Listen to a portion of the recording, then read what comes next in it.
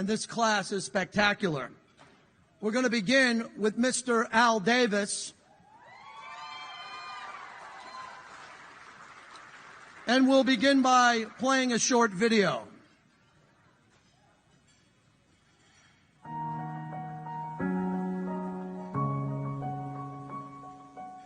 Al, let me ask you something. With all the distractions that you have off the field, how are you able to keep focused on winning football games as you do and do throughout the years? When you have great coaches, then after you have great coaches, you get great players. You have a great organization, and you tell them one thing: just win, baby.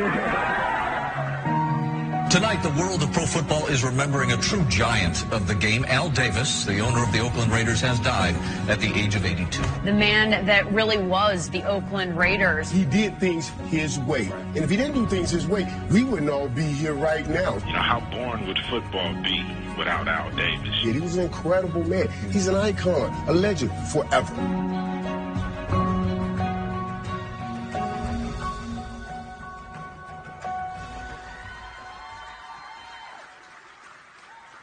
Ladies and gentlemen, Al Davis has one of the largest footprints and impressive resumes in sports history.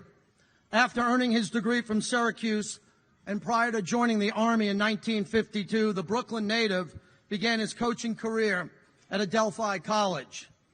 Other impressive stops along the way included the Baltimore Colts, the Citadel, and USC before being hired by fellow Hall of Famer Sid Gilman to be brought by the LA Chargers in 1960. In 1963, the AFL Raiders made him the youngest general manager and head coach in pro history at the age of 33. He earned Coach of the Year and orchestrated the largest turnaround in professional sports history in the NFL, taking a 1-3 team to a 10-4 record. He became the commissioner of the AFL in 1966 and was the driving force between the merger of the two leagues. Al Davis became the managing general partner of the Raiders in 1972. Under Mr. Davis, the Raiders won 4 league championships, including the 1967 AFL title, Super Bowl 11, 15, 18, and his team also appeared in Super Bowl 37. From 1963 to 2002, the Raiders posted football's greatest win-loss record. Mr. Davis established himself as a groundbreaker in terms of diversity and equality in this league. His track record in scouting players, drafting players, hiring coaches, and management is second to none. Mr. Davis was enshrined in the Pro Football Hall of Fame in 1992. He also introduced a record 9 players into the Pro Football Hall of Fame, a record that still stands to this day.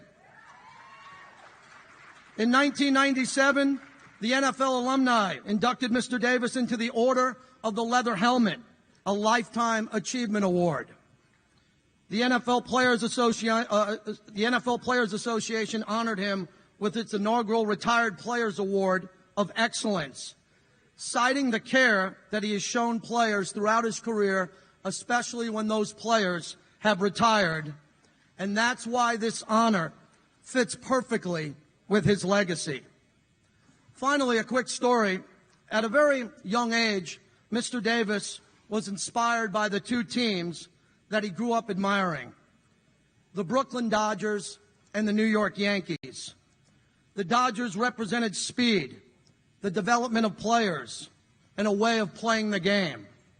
The Yankees represented power and put fear into the opposition. Mr. Davis envisioned the best aspects of both teams to create the Raider organization, which sports fans know around the world because of their commitment to excellence and pride and poise. It is my honor to welcome the son of Al and Carol Davis, the owner of the Raiders, to induct his father into the Gridiron Greats Hall of Fame, Let's hear it for Mr. Mark Davis.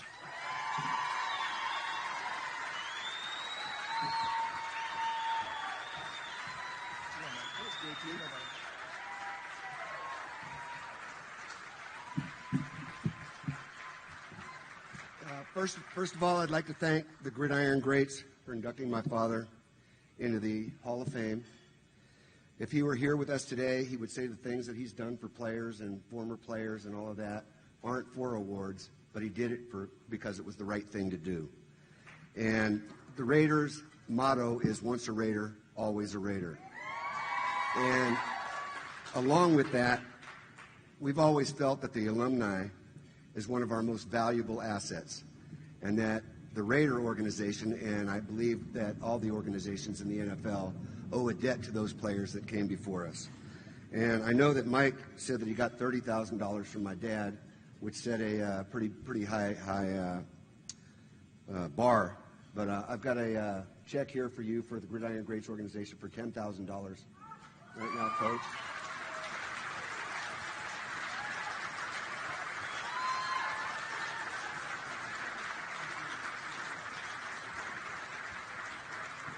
And secondly, we've got a room full of angels tonight, and we have over 50 Raiderettes from the 1960s on through the present day, and they're also a family. But there's two angels in particular here tonight, and I just want to bring up. I think that the Gridiron Greats acknowledging the women behind the men in this game is so important because they're such a huge role in where we are today. And that's Sylvia Mackey, who is just an unbelievable woman who we've known for about 20 years. And just, I can't say enough about her. And the person that you're honoring tonight, G.A. Smith, and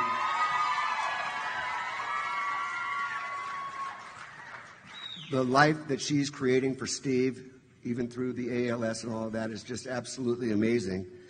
And these women are doing it not because it's the right thing to do, but it's because it's the only thing to do. And I just want to say thank you very much, G.A. You're my hero tonight. And I'd like to present you with a check for $10,000 as well from the heart and to help make your life happy. And thank you all very much, okay?